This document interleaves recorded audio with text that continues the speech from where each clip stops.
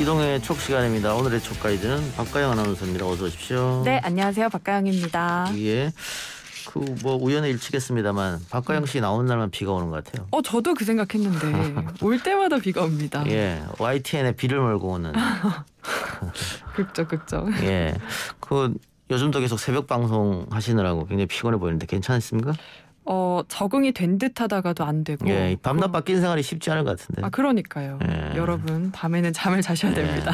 건강 챙기시기 바랍니다. 네, 예. 감사합니다. 예. 오늘 어떤 이야기부터 해볼까요? 네, 오늘은 이제 인터넷 매체 뉴스버스가 처음으로 제기한 대리 고발 사주 의혹이 뜨거운 감자잖아요. 예. 근데 관련해서 키맨이라고 불리고 있는 김웅 의원이 내일 오전에 기자회견을 연다고 합니다. 예. 김웅 의원이 그동안은 말을 바꾼 것도 많고요. 좀 오락가락하는 행보를 보였거든요. 예. 내일은 어떨 거라고 보십니까? 김웅 의원이 어쨌든 법률가 출신이잖아요. 검찰 출신에. 그러면서 뭐 며칠 연락이 끊어졌다.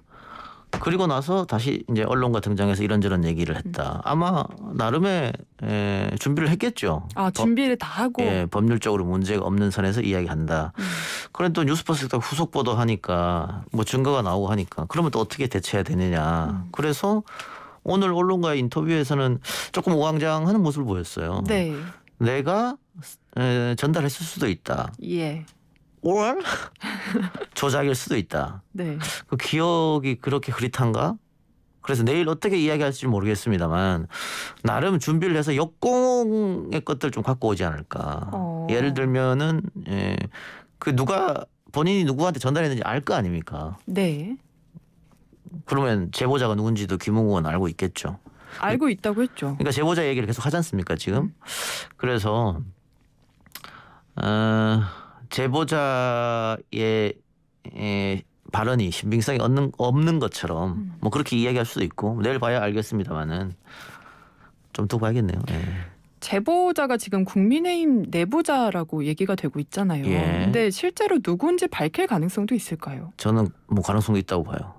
근데 이제 밝혀지면 또 국민의힘 내부가 굉장히 복잡해지지 않을까 이런 생각도 드는데요. 그렇죠. 지금 뭐 여의도 바닥에서는 그 사람이 뭐 지금 어느 캠프에 들어가 있다 뭐 이런 말도 나오고 있고 뭐 그런 상황이기 때문에 누군지 밝혀진다면 굉장히 좀 시끄러울 수밖에 없는 뭐 그렇겠죠. 예. 네, 사건의 초점을 좀 그쪽으로 돌릴 수도 있다. 예. 이런 생각도 들고요. 아니 그러니까 원래 그런 거 아니에요. 그 내용에 자신이 없으면 예. 그 발설자의 신뢰성을 흔드는 거잖아요. 그게 이제 프레임 전환인 건데 충분히 가능성이 있다고 보여집니다. 네, 오늘 추가 보도 얘기를 해주셨는데 지금 보면은 손 검사가 김웅 의원에게 전달했다는 고발장 전문도 공개가 됐고 또 8월에 실제로 미래통합당이 고발을 했잖아요. 그 네. 고발장 내용도 공개가 됐는데 틀린 부분까지 똑같습니다. 그렇죠. 참고로 한 건 확실히 맞다라는 게 거의 확실시 돼 보여요. 뭐 이제 KBS 보도 내용 그거죠. 예. 그러니까 뭐 예를 들면 매불쇼 같은 팟캐스트 방송이죠. 거기 처음에 검찰에서 가져다 줬다고 하는 고발장에는 지금까지 뭐 42만 명이 봤다. 네. 근데 8월에 그때는 90만 명이 넘게 본 상황인데도 그 고발장 갖다 줬던 그 숫자 그대로 적혀 있었거든요. 최강욱 의원의 생일도 사실 똑같이 이게 틀린 생일이 그대로 적혀있고 그런 거 봤을 때는 우연의 일치라고 하기 좀 못하잖아요. 예. 분명히 뭔가 있었다.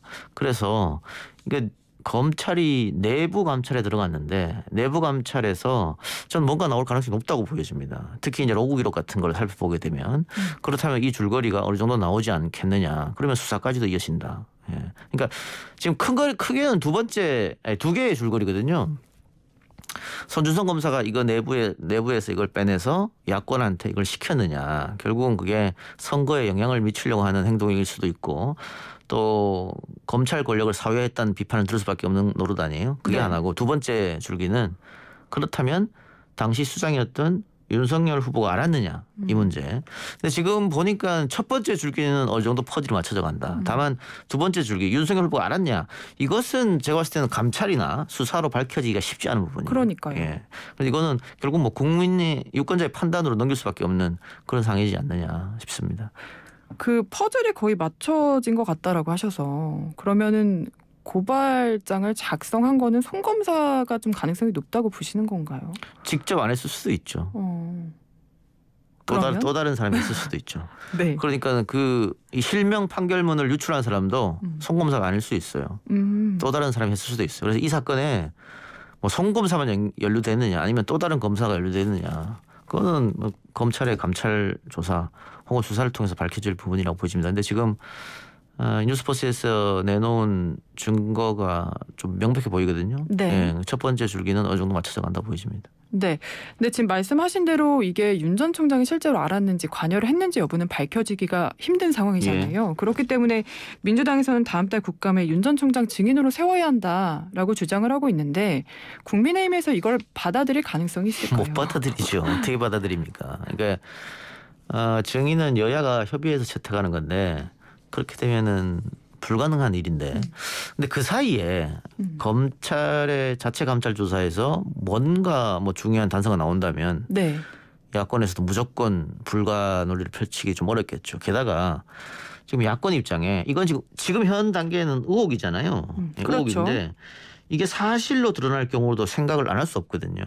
그러니까 의혹 단계에서야 야권의 1등 주자를 당연히 보호합니다만 사실로 드러나면 계속 보호할 수가 없어요. 소위 말하는 그 불통이 자기들한테 튀기 때문에 네. 대선에도 영향을 미친단 말이죠. 전체 판세에서도. 그래서 아마 굉장히 그 지도부도 고민스러울 거예요. 어떻게 어느 정도 선까지 우리가 도와줘야 되는지. 지금은 뭐 아직 윤석열 후보의 지지율이 탄탄하기 때문에 또 윤석열 후보 캠프 쪽으로 가 있는 중진 의원들이 많이 있지 않습니까? 예. 그런 걸 생각해 봤을 때는 당연히 지금은 보호 단계인데 어느 정도 검찰이나 수사에서 증거가 드러나느냐 거기에 따라서 달라지겠죠. 상황에 따라서 국민의힘 지도부 스탠스도 달라질 그럼요. 수 있다. 예. 이런 얘기까지 해봤고요. 어찌 됐든 이제 윤석열 전 총장의 위기가 분명한데 이 와중에 홍준표 의원이 정말 무섭게 치고 나오고 있거든요. 예. 계속 이 작가도 얘기를 많이 하셨습니다. 이게 예. 역전까지도 가능한 상황이라고 보십니까? 제가 뭐 우리 방송뿐만 아니고 다른 방송에서도 홍준표 후보가 최종 후보가 될 가능성이 높다 그런 얘기를 많이 들었었는데 그건 일단 뭐 재수생 신분이고 그동안 준비를 많이 했다는 거.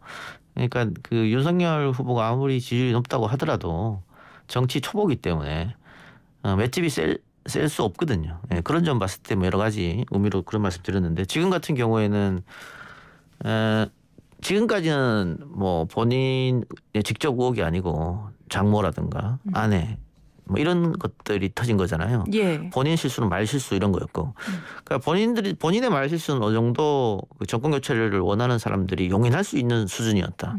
다만 지금 같은 의혹이 사실로 드러나면은 그것도 용인할 수 있겠느냐? 저는 아니라고 봤을 때 앞으로 지지율을 상당히 좀 출렁일 수 있겠다. 그리고 또 아내 사건이 이제 뭐 기소 단계로 간다든가, 네. 장모의 또 다른 재판 결과라든가 이런 거 봤을 땐 지지율이 상당히 출렁일 수 있다. 그런 생각이 들어요. 네. 그런데 이제 오늘 여론조사가 하나 나왔는데 민주당 이재명, 이낙연 두 주자와의 양자 대결 조사에서도 홍준표 의원이 앞서는 결과가 나왔습니다. 예. 이건 어떻게 받아들이셨나요? 근데 이 여론조사가 굉장히 튀는 여론조사거든요. 예. 그러니까 우리 언론에서도 이거를 받아서 쓰던데. 다들 그러던데요. 예. 받아서 쓰면 왜 그런지 이유를 이야기해야 돼요. 그러니까 굉장히 튀는 조사였잖아요. 예를 들면 민주당 대선 후보 적합도를 보면 한 주 만에 16.4%가 추락했어요. 이재명 후보가. 네. 그러면은 그 한 주 동안 뭔 일이 있어야 되거든요. 이재명 후보가 이렇게 16.4%나 추락할 수 있는 원인이 있어야 되는데 지금 우리 언론에서 받았으면서 그 원인을 쓰는 사람 아무도 없습니다. 없거든요. 예. 앞섰다는 그 내용에만 집중을 많이 하더라고요. 예. 그 보면 이게 이재명 후보가 빠진 층을 보면 민주당 지지층, 국민의힘 지지층, 정의당 지지층, 국민의당 지지층, 열린민주당 지지층, 문재인 지지층, 문재인 반대층, 서울, 경인, 충청, PK, TK, 호남, 남성, 여성, 20대, 30대, 40대, 50대, 60대 이상 전부 빠졌습니다. 예. 이런 여론조사는 없어요. 이 여론조사 상당히 튀기 때문에 이재명 캠프에서는 상당히 이 여론조사 불만이 있을 겁니다. 어떻게 이런 조사가 나왔는지. 그리고 이 여론조사 업체가 또 한동안 여론조사 문제로 좀 시끄러웠던 업체이기 때문에 그 우리 언론이 이거를 그대로 다 받아 쓰는 건 좀 문제가 있다. 예. 그 이렇게 튀면 튄 이유를 설명했는데 아무도 설명 안 하고 있으니까. 저는 이번에 이렇게 튄 여론조사는 고개가 좀 갸우뚱거립니다. 예. 그래서 뭐 제 입장은 크게 신뢰할 수 없는 여론조사인데 어쨌든 홍준표 캠프 쪽에서는 상당히 고무가 될 수밖에 없죠. 그렇죠. 예. 결국 겉봐라 결국은 이렇게 되지 않느냐 뭐 이런 건데 홍준표 캠프 쪽에서는 뭐 이재명을 1대1 대결에서 이겼다는 거 그것보다는 윤석열의 대항마는 나다. 뭐 이런 걸 더 알리고 싶을 거예요. 일단은 당내에서 후보가 돼야 뭐 결선을 하는 거니까 지금은 예선전에서도 2등이잖아요. 그러니까 빨리 1등을 하고 싶은 욕심이 있겠죠. 게다가 다른 여론조사를 살펴보면 윤석열 후보하고 홍준표 후보하고 당내 보수 적합도에서는 상당히 붙어 있는데 예. 재미있는 거는 홍준표 후보를 지지하는 사람은 호남과 민주당에 많아요. 그러니까 민주당 지지층이 홍준표를 찍었다고 하는 것은 이건 윤석열 캠프에서는 그건 역선택 아니냐 이럴 수도 있는 거잖아요. 네, 그렇죠. 예, 거기서 홍준표 후보가 아주 자유로울 수는 없거든요. 그래서 지금 홍준표 캠프에서는 1대1로 이재명을 이겼다기보다는 어떻게 해야 윤석열보다는 내가 낫다는 걸 알리고 싶은 그런 생각이 있을 겁니다. 네, 알겠습니다. 민주당 경선 이야기도 해봐야 될 것 같은데 주말에 충청권 경선이 있지 않았습니까? 네. 제가 한 번 더 짚고 넘어가고 싶은데 이 작가가 45% 예상을 하셨거든요. 이거 지금 다른 방송에서도 네. 이 작가가 45% 예상해서 틀렸다고 하던데 예. 정확한 워딩은 45% 이상이었습니다. 아, 그렇군요. 45% 이상. 근데 우창석 씨는 또 50% 예상을 해서 서우 뒷걸음치다가 지잡은 거예요. 네, 알겠습니다. 어제도 이야기가 나왔는데 좀 네. 재밌어서 다시 한번 말씀을 드려봤고요. 그 전에 지금 제가 대본이 없어서 네. 우리 제작진이 저를 무시해서 대본을 안 줬어요. 그러니까 박가영 아나운서가 52분 40초까지 알아서 끊으시길 바랍니다. 네, 알겠습니다. 예, 질문 봐가면서 네. 조정하세요. 네, 뭐 참고하겠습니다. 연합 앵커시니까 잘하시겠죠. 네. 그러면은 민주당 경선 얘기해 볼까요? 예. 주말에 이낙연 전 대표가 좀 충격을 받은 걸까요? 어제 하루 모든 일정도 취소하고 뭐 중도 하차설 얘기까지 나왔었는데 예. 오늘 충청권 결과를 겸허히 수용한다. 네거티브를 하지 않겠다라고 밝혔습니다. 드디어 이동형의 촉을 이낙연 캠프가 좀 들은 게 아닌가 이런 생각을 해봤거든요. 그리고 제가 이동형의 촉 시간에 네거티브를 계속하면 질 수밖에 없다 이런 말씀 드렸었는데 충청 경선에 끝나고 상당한 충격 받았을 거예요. 근데 이거는 이낙연 캠프뿐만이 아니고 정세균 캠프도 상당히 충격받았을 겁니다. 예. 정세균 캠프는 나름 두 자릿수를 기대했었거든요. 근데 이낙연 후보나 정세균 후보나 조직에 대한 기대를 많이 했는데 왜냐하면 이재명 캠프에서는 충청 전체에 국회의원이 한 명밖에 없어요. 지금 이재명 캠프 가 있는 사람이. 그래서 조금 걱정을 했다고. 네. 1등은 하겠지만 이게 절반을 넘어가겠느냐 이런 걱정을 많이 해서 굉장히 캠프 내에서는 40% 초반을 보수적으로 잡고 있었거든요. 그런데 한 10% 더 받았으니까. 근데 이게 결국은 조직은 바람을 이길 수 없고 시대가 변했지 않습니까? 과거에 국회의원, 대의원, 권리당원 이렇게 수직적으로 내려와서 국회의원이 대의원에게 이번에는 누구 찍읍시다, 누구 밀어줍시다. 대의원이 권리당원에게 그렇게 얘기해서 우르륵 가던 시대가 지나버린 거예요. 조직력을 동원하던. 예, 그때는 네. 끝난 거 예전처럼 버스 대절하고 이런 시대가 아니고 SNS가 발달했기 때문에 이 권리당원 자체가 본인들이 판단해서 누가 가장 좋은 후보인지, 누가 개혁적인 후보인지, 누가 본선에서 경쟁력 있는 후보인지 판단하는 거거든요. 그러다 예. 보니까 조직력이 전혀 미치지 못했고 또 뭐 전당대회 같은 경우에는 대의원 한 표가 일반 권리당원 60표랑 같아요. 네. 근데 이번 대선 경선은 대의원 한 표는 권리당원 한 표거든요. 똑같지 않습니까? 그러다 보니까 조직력을 전혀 발휘하지 못하고 이런 결과가 났다. 근데 충격 있었기 때문에 어제 하루 모든 일정을 취소하고 대책회의에 나선 거죠. 네. 아마 크게는 두 가지일 거예요. 네거티브를 더 세게 하자. 라는 그룹이 한쪽 있었을 테고 네. 네거티브 때문에 졌기 때문에 이제는 포지티브로 나가야 된다가 한 그룹이 있었을 테고 치열하게 논쟁이 있었지 않았을까요? 치열하게 논쟁을 해서 결국은 포지티브 쪽으로 가자고 했는데 사실은 지지율을 끌어올리기 위해서 포지티브로 바꾸는 거 늦었죠. 지금 한 달 전 했어야 됩니다. 예. 상당히 좀 안타까운 현실인데 근데 이낙연 캠프도 여러 가지 생각이 있겠죠. 지금 네거티브를 더 세게 하지 않아서 졌다고 결론을 내리고 네거티브를 더 하게 되면 민주당 전체에 마이너스거든요. 그럴 수밖에 없기 때문에 그러면은 과연 이낙연 후보 그리고 이낙연 캠프에 가 있는 국회의원들은 민주당의 승리, 정권 연장을 원하는 게 맞느냐 이런 비판을 민주당 지지층으로부터 받을 수밖에 없습니다. 그리고 이낙연 후보는 뭐 이번 국회 임기가 마지막이겠지만 자기 정치 인생에 네. 캠프에 가 있는 분들은 안 그렇잖아요. 그러면 이낙연 후보가 갖고 있는 비호감 지금 이낙연 후보가 비호감 1인데 여론조사에서 그게 사실 말이 안 되잖아요. 네. 이재명 후보가 비호감 1위가 되는 게 정상인데. 그동안의 이미지를 예. 생각하면. 근데 본인이 그렇게 됐다고 하면 결국은 캠프 사람들도 나눠 가지는 거예요. 그 비호감을. 경선이 끝난 후에는. 자기 정치 인생을 자기 정치 미래를 그려봤을 때는 이렇게 네거티브를 중단하고 포지티브로 가는 게 맞다고 판단하지 않았을까. 그러나 유혹은 언제든지 있습니다. 네거티브 유혹. 그럼요. 바로 앞에 있습니다. 내 눈앞에. 근데 그 유혹을 뿌리칠 수 있느냐 그건 잘 모르겠습니다. 결국은 뭐 캠프 내 판단이 있겠죠. 다 어쨌든 9월 12일 날 이제 슈퍼위크잖아요. 예, 슈퍼위크 결과에 따라서 민주당 경선은 다시 한번 여동질 것이다. 뭐 대구 경북에서 어쨌든 이재명 후보의 안방이라고 볼 수 있으니까 표 수는 작겠습니다만은 근데 이제 퍼센테이지는 그거랑 다를 수 있으니까 압도적으로 이재명이 승리한다면 이낙연 후보가 드랍할 가능성은 없습니다만 정세균 후보 쪽에서는 아마 생각을 하지 않을까 그런 생각 듭니다. 앞으로 진로에 대해서. 네. 그런데 지금 일각에서는 어쨌든 이재명 지사가 이렇게 계속 과반 확보하고 이러면 좀 재미가 없는 거 아니냐. 그렇죠. 너무 그건 일방적인 것도 있잖아요. 예. 근데 뭐 어제도 말씀드렸는데 장단점이 있어요. 예. 비슷비슷하게 하면 한 달 내내 네거티브거든요. 예. 경선 끝날 때까지 한 달 남았잖아요. 한 달 내내 시끄러운 네거티브로 가는 것이고 이렇게 원사이드로 가면 흥행, 관심 이런 건 좀 떨어지겠습니다만 예. 네거티브로 싸우진 않겠죠. 그런 장단점이 있는데 뭐가 더 낫다고 봐요? 저는 경선에 관심이 많이 가는 것도 그래요? 좋지 않을까 한편으로는. 근데 국민의힘에서는 세게 싸우는 걸 바랄 거예요.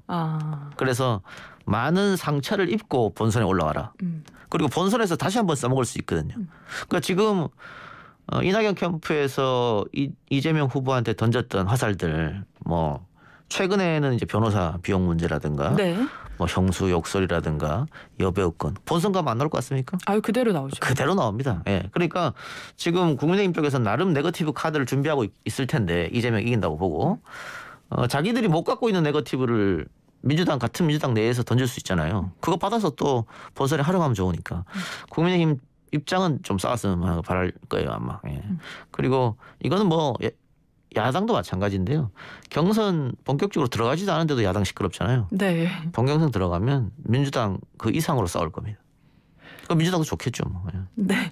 그리고 이제 조금 전에 정세균 후보 얘기를 해주셨는데 추미애 후보가 생각보다 지금 굉장히 약진하고 있다라는 얘기도 예, 많은 것 같아요. 많이 나왔어요. 이 부분은 마지막으로 좀 어떻게 보시나요? 정세균 후보가 충청 경선에서 3위 하는 것은 기정사실. 다만 2위하고 표차를 얼마나 줄이느냐가 관건이었는데 네. 줄이기는커녕 4위가 엄청나게 쫓아왔거든요. 붙었죠. 예, 바로 붙어버렸습니다. 이렇게 되면 슈퍼위크에서는 추미애가 3등할 확률이 상당히 높습니다. 예. 그리고 그러니까 진보 정당에서는 결국은 진보 개혁적 사람이 후보가 돼요. 보수 정당에는 보수 사람이 후보가 되고 그래서 지금 민주당에서는 이재명이 1등인 것이고 국민의힘에서는 윤석열 제외하고 홍준표가 1등으로 달리고 있는 겁니다. 그런 거니까 민주당 후보 중에 진보 개혁적 세력이라고 하면 이재명 다음이 추미애거든요. 네. 그러니까 추미애가 선전을 할 수밖에 없는 구조입니다. 특히 이렇게 일반 국민들까지 참여해서 경선에 임하는 이런 대통령 경선은 그렇기 때문에 추미애 후보가 아마 슈퍼위크에서는 상당한 선전을 하리라. 게다가 이재명 후보가 캠프에서 예측한 대로 40% 초반을 얻었다면 슈퍼위크에서 그 진보 개혁을 지지하는 사람들이 이재명에 쏠릴 가능성이 높았는데 50%를 넘었잖아요. 네. 그러면 이 정도 하면은 됐으니까 나는 추미애를 찍어야지라고 하는 사람도 분명히 생길 거거든요. 그런 식으로 전략적으로 좀 선택을 하는. 그렇죠. 그래서 제가 판단했을 때는 이번 주 있을 슈퍼위크는 추미애가 상당한 약진을 해서 아마 3위로 올라올 것 같습니다. 네. 제 질문은 끝났습니다. 예, 맞춰도 준비한 됩니다. 질문은. 예, 맞춰도 돼요. 네.